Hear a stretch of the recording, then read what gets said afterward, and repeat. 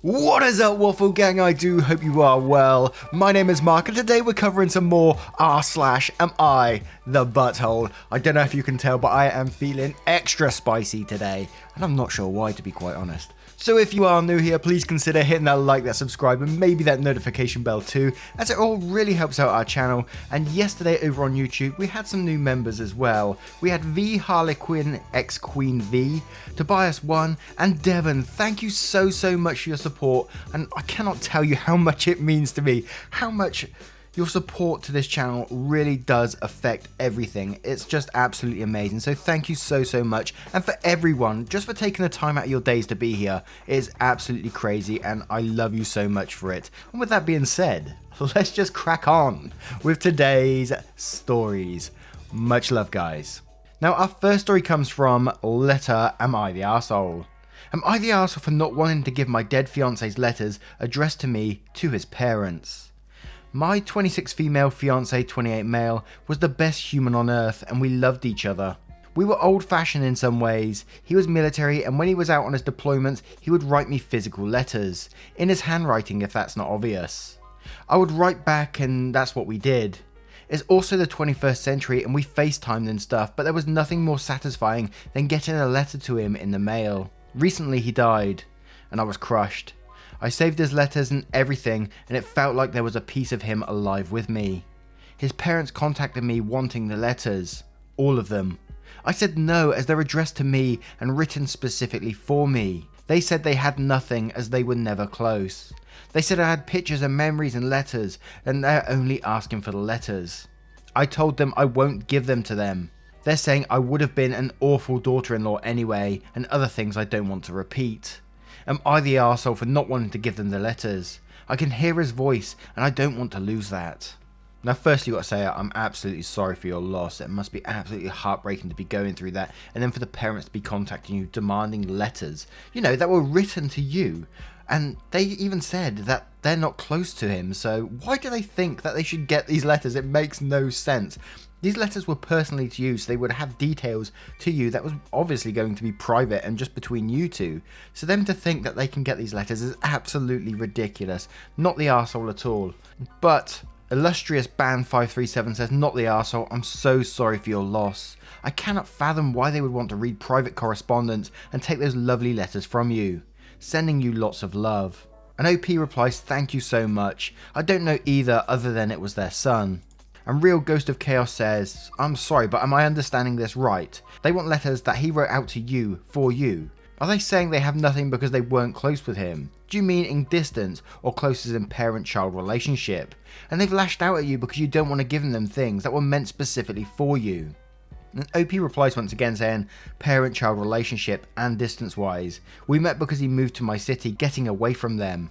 And there we go, he's actually trying to get away from them in the past, so why do they even think that they're entitled to them? And Informal Brief says, not the arsehole, this isn't even a question. He's probably writing shit about clapping those cheeks. Oh my word.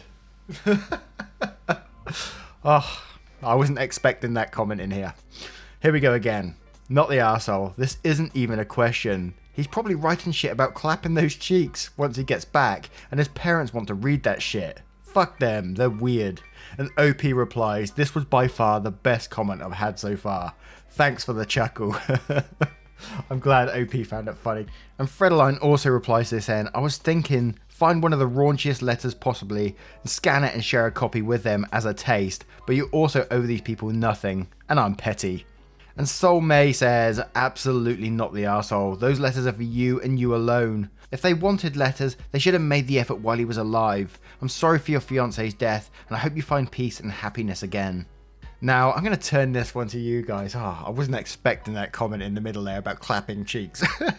Not something you really expect on a post like this, but hey, this is Reddit we're talking about here. What do you guys think of this? Do you think that they should at least give them a couple of letters or no letters at all? Do you think the parents are being completely entitled? Let me know in the comments below.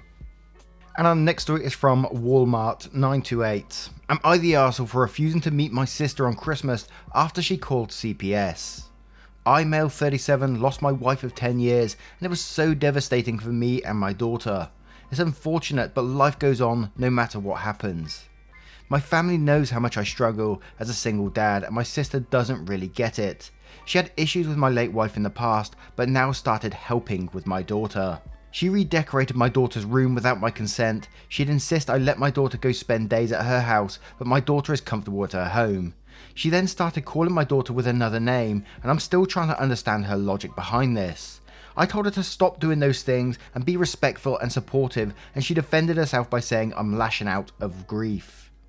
I recently started teaching my daughter to do stuff on her own, like brush her hair / clean her room, wash her cups, make sandwiches, while I take care of bigger stuff. My sister said that what I'm doing is wrong, that I'm giving her more than she can handle. She's just a kid, and although I told her I'm teaching my daughter to be more independent, she said that I'm clearly doing this for my own benefit and avoiding responsibility. I got into a fight with her about it, told her she has zero say in this, and the next day, a CPS officer came to my house and took a tour around my house. My first thought was maybe he got the wrong house, until he started reading the report to me saying that I'm never at home and I make my daughter do things that aren't her responsibility, neglecting her education, by the way she's homeschooled, and that I'm not taking care of her basic hygiene and whatnot. I told the officer my story and explained that I'm adapting as a single parent, and he proceeded to ask my daughter some questions. It was clearly a false report, however I was told that I will have permanent record with CPS, and I was shaken up by this. I told my family about it, and my younger sister told me that my sister was the one who called CPS after we had a big argument. I was so mad I confronted her after she hid herself. She called her immature and stupid to pull this crap. She's in her 40s and that she's no longer my sister. Then cut contact. It's been months now and my dad started bringing her up, knowing how uncomfortable I was. He said that my sister feels sorry for what she did and wanted to talk things out on Christmas dinner. But I said no. He and the others insisted that I should be the bigger person. The family will be incomplete without me and my daughter on Christmas, saying I refuse to be a civil adult to solve the issue that is dividing the family. I yelled and said that my daughter and I don't have to go after what she did. Doesn't matter if she has issues on her own and didn't mean it and was just concerned. What the fuck was she concerned about? They demanded that I at least get my daughter to go be with them and her auntie on Christmas. You know, the way the family is treating this situation is like, oh, sorry, she messed up. Now she wants to be forgiven for what she's done and just talk it out. But the real matter is here that this person tried to get your child taken away from you. How ridiculous is that? And then just wants to be forgiven for that. I don't think I'd be able to forgive them either. You know, if someone was calling CPS with a genuine concern, then, you know, that's absolutely fine. That CPS is there for a reason.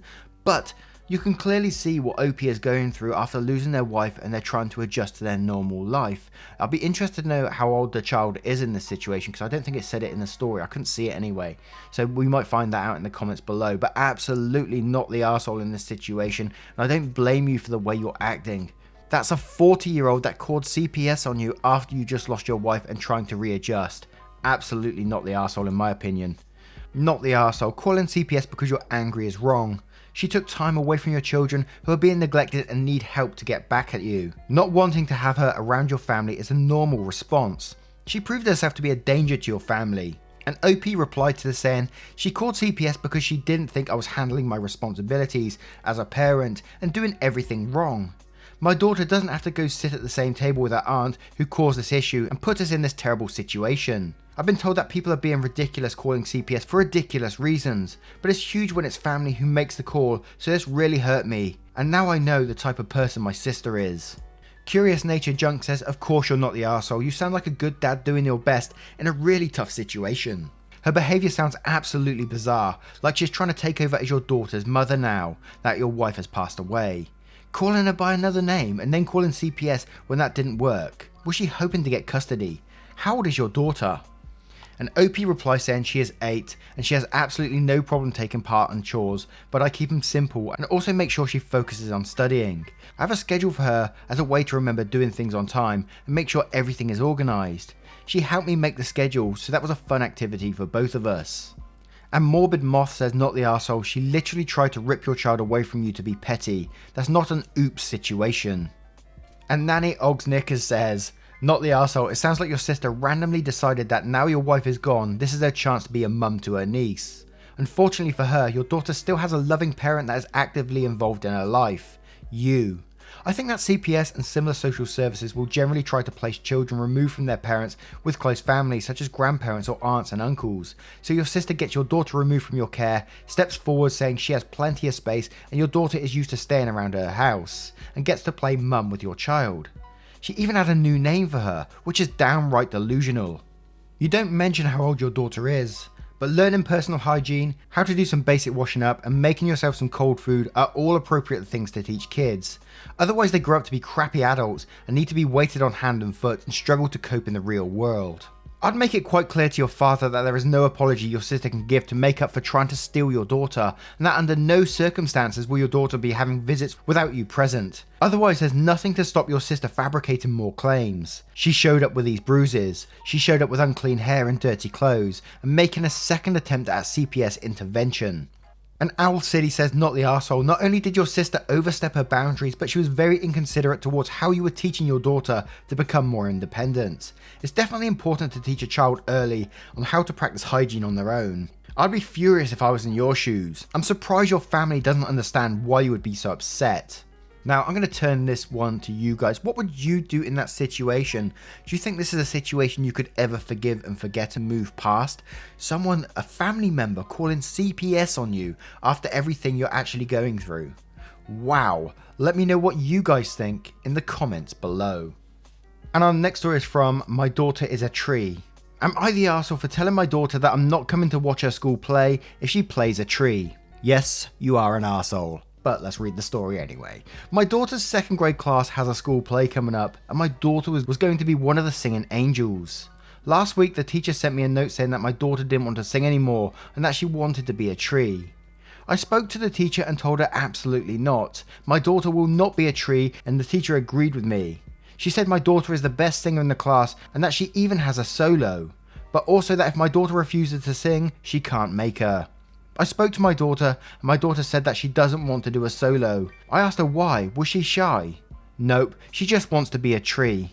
The trees don't do anything. Why am I going to a play to see my daughter do nothing but stand there in a tree costume?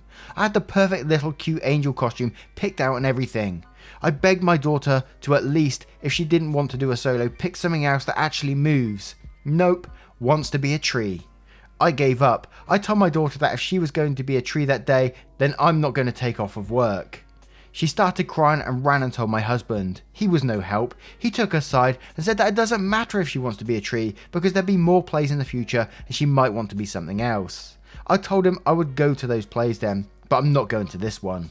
I'm going to speak to the teacher today and tell her to keep trying to nudge my daughter into getting any other available roles besides a tree, but I came here to ask for opinions because it's kind of a split here. My mum says I'm overreacting, but my mother-in-law agrees with me. I was supposed to record a video of the play and send it to my mother-in-law, but after I told her everything that had happened, she said, a tree? Why do I need a video of that? Is it a singing tree? I was like, thank you, and an edit to make things more clearer. I have to actually work that day, but I was going to take it off because I thought my daughter was going to be a singing angel, not a tree. But this is actually good because if I don't take it off, I can make more money just to use it and buy her an extra gift or whatever. Edit. People. It's not about the costume. I will buy the costume if she wants to be a tree. I just don't want her to be a tree. I would go if she was anything but a tree. I was a tree when I was 5 or 6 and it was the most boring thing ever. I wish I had my daughter's voice at that age so I could have been an angel. Last and final edit, I'm done. I don't even know why I asked here. You guys are all just saying, be happy and just let her be a tree. Because it's not your daughter. None of you can honestly tell me that if your child went from being a singing angel with a solo to a non-talking, non-moving tree, you would take it off work and sit there and be happy. I don't believe it. Thank you for all the comments, but like I said, I'm going to talk to the teacher. Class actually starts in 29 minutes, so fingers crossed. But if my daughter wants to be a tree, fine. I won't bring it up again. I'll buy a stupid costume or whatever, but I'm not taking off work for that. If you're this possessive about making a decision this early on in her life, she's going to leave you as soon as she gets of age, as soon as she can, because you're going to continue this path all the way through her life. Holy shit, when I was in first school, I wanted to be a chimney, and I got to be the best goddamn chimney there was. I stood there as proud as you like being this chimney, doing nothing apart from singing occasionally with everyone else, and I loved it to bits. If this girl wants to be a tree, let her be a tree. That's what she wants to be. And the edits didn't make it any better in my opinion. This sounds like a very, very toxic person. I'm not sure about you. I might be going overboard with that comment, but I really dislike this person. The fact that this daughter wants to be a tree, wants to stand there and be a tree, and is proud to be doing that. That should make you go there and watch it just in itself, that your daughter really is keen to do something like this. Stop trying to feed your ego and let her be a tree. But Miley30 says, you're right. This should be all about you and what you want to see, what you're comfortable with, what you want your daughter to perform. It's beyond incredible that your daughter's wishes should play any other role here whatsoever, and whoever thinks it's a good idea to respect the 7-year-old's choice or whether or not to perform like a trained seal is ridiculous. Good job training your daughter to realise early on that she needs to discard her own preferences and perform on command. Teach her early on that her role in life is ornamental and that she'll be judged on how well she conforms to the demands of others. That even when she's uncomfortable or would like to do something else, her opinion is unimportant and people's love for her is conditional, so she'd better comply. Let's just hope that you're not too late since she's already 7 and doesn't realise that people will only love or care about her if she does exactly what they want. You're the arsehole. Edit, and based on your edits, you are completely reasonable here. Every developmental psychologist out there will tell you it's perfectly fine to force your unwilling kids to live out their childhood dreams you were denied, even if they don't want to. What do those dumb kids know anyway? It's your job to teach them things like angels are just better than trees and nobody will ever love them if they don't have special glitter costume. It's a good thing you're intervening now, or your daughter might not understand she needs to get with the program and start singing for her supper. And just in case, because I know what it's like sometimes, that was sarcasm. That was all sarcasm. Don't get on that commenter. 90s lady says, you're the arsehole for trolling. Nobody can be this horrible to their daughter who goes to 2nd grade. An original sale says, I hate to tell you this, but my mother absolutely would have pulled this shit and did refuse to drive me to a band concert in high school because I would not wear makeup that she wanted me in. Narcissist parents are all about this. An utter cockwomble also replies, great name, agreed, my mum's not a full-blown narc, but especially in my teens and early 20s. If I didn't portray myself exactly how she wanted me to, there was hell to pay. It's like she had this mental image of me, and if it didn't match, she just couldn't deal. It was like tantruming toddler who offered juice in a red cup, but they wanted blue. Oh no, life is ruined. And Great Gatsby says, you're the arsehole, and if you keep this up, your daughter will eventually permanently make like a tree and leaf your life. But And My Fickle Mind says, why are you making decisions for your daughter? She's not a trick pony for you to show off. She's a child you should be proud of, whether she's a tree or a singing angel. Maybe she wants to be a tree so she doesn't have to be perfect and possibly upset you if she doesn't sing the best or messes up. You're the arsehole. And Retro Dream says, just let her do what she wants, it's not harmful. This might lead to her thinking you'll only support her when it also lines up with what you want. The only person who has a problem with her being a tree is you. You're the arsehole. Edit, after reading some comments, OP, you seem like a bit of a shitty parent. Work on being supportive and caring for your kid. Now, I'm going to turn this one to you guys. What would you do in that situation? Say if you had a child, and they had the lead role in a play, and then they came back and said, no, I want to be a tree. How would you feel about that and how would you deal with it? Would you be supportive or would you act like this OP? Let us know in the comments below. And our next story comes from Anonymous, Am I the Arsehole? Am I the arsehole for asking my girlfriend's best friend about her sexuality? I, male 19, have been dating my girlfriend, female 19, for 8 months now, but I don't like her best friend, female 19, because they're too close in my opinion. So girlfriend and her best friend, M for short, have been living together for over a year and known each other since they were young. From the start, I never liked her best friend because right off the bat, she seemed too close to my girlfriend. For example, I FaceTimed my girlfriend and she was in her best friend's bed watching a movie. I asked why she couldn't sit elsewhere and she blew me off saying it wasn't a big deal and if it bothered me so much, she'd move. A few weeks back, I went with my girlfriend to lunch with her friends and they were telling stories about each other and one friend brought up how girlfriend and M had kissed each other before. Obviously that made me uncomfortable and I asked her after why she never told me and she said it was long ago and only a dare, that she didn't see the importance of telling me. I was still upset and she said I was overreacting. The most recent incident happened last weekend. I went over to visit her and as we're walking to her room, we passed M's room and she was lying on the bed with another girl watching TV. So I asked my girlfriend if M was a lesbian or something because they were awfully close and she said it wasn't her place to say. I asked her why she was being so secretive and it turned into an argument which made M come ask if everything was okay. I then asked M if she was bi or lesbian, and she said it wasn't any of my business. I said it wasn't a big deal, just a yes or no answer, and she became upset, admitting to being bi. Afterwards, she stormed out and my girlfriend shouted at me, saying I shouldn't have pressured her, and she didn't tell many people about her sexuality, then kicked me out. Am I the arsehole?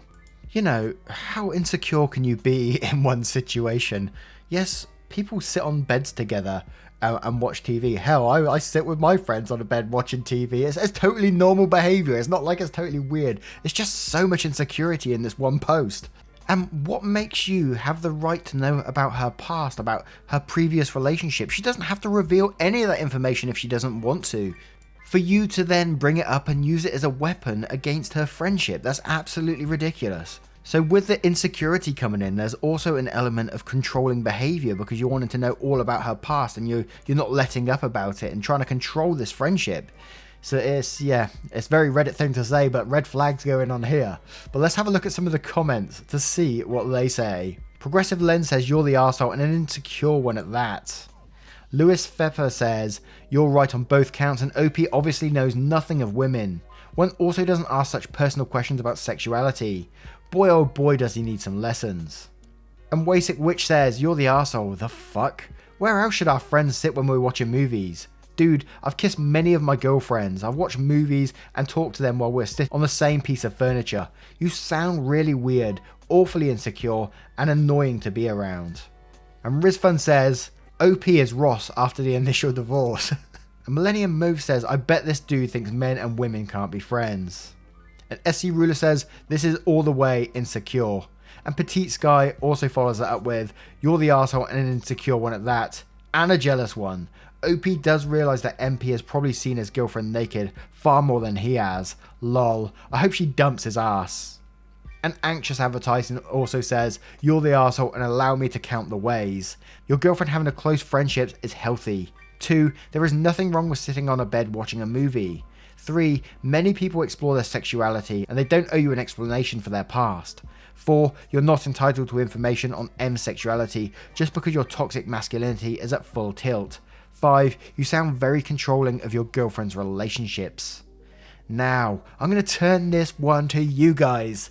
What do you guys think of OP, and if you was in a relationship with this person, boy or girl, and they was acting this way, how would you deal with it? Would you feel happy being around this person? Let me know in the comments below. Once again, guys, thank you for being here today. Hope you're enjoying the story so far. I'm having an absolute blast just recently, and it's down to you guys for the support and you guys being involved in the channel in the different ways on Twitter, Discord, just every way really. And some of the fan art I've been getting just recently is I hate the word fan. I don't know why. I just don't like it. I consider you guys more as friends than fans more than anything, and it makes me cringe saying fan art, but you know, I guess that's what it is. I don't know. I'm sorry. But thank you so much for it. There's been some absolutely amazing stuff. So don't forget to come get involved over on our Discord for the Christmas competition as well. You know, we're getting close to that deadline date on the 24th when then I'll start looking at the entries and I can't wait. Some of them look absolutely fantastic. And also, if you'd like to support the channel further, you can do with either YouTube membership by clicking that join button down below or heading on over to Patreon and joining up there. It's absolutely amazing what you're doing, and I'm just so thankful. So thank you for being here, and I will see you in the next one. Take care, guys. Much love.